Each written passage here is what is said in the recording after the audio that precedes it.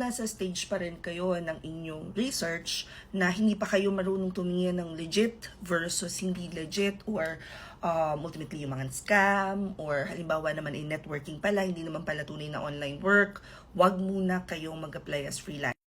I have seen a lot of people join or train in mga aspiring freelancers na nakikihype lang, but when they see how much work needs to get done, bigla silang ayaw na nila. You see, freelancing is not for everyone.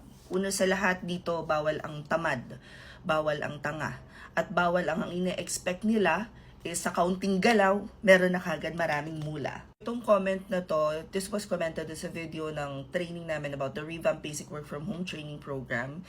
And ang daming sessions nito. 2 hours per day, Mondays through Fridays, 6 to 8 p.m., 10 sessions siya. And sobrang overview lang talaga yung ibibigay sa inyo tungkol sa different roles na pwede mong gawin as a freelancer. So the first 2 days would be an introduction, ano ba yung freelancing, ano yung working from home. And then after that, you would have 8 sessions with 8 different mentors na ipapakita nila sa inyo kung ano yung ginagawa nila, paano sila naghahanap ng clients, and sa anong skills ang kailangan meron ka if you want to focus on that particular niche.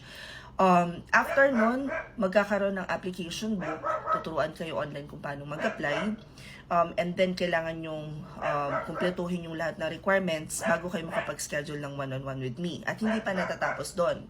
Yung one-on-one coaching ninyo with me, kapag hindi at par yung inyong performance, feeling namin ay meron pang kayang i-improve, or meron kayong mga tinatawag na homework, ganyan, uulit kayo.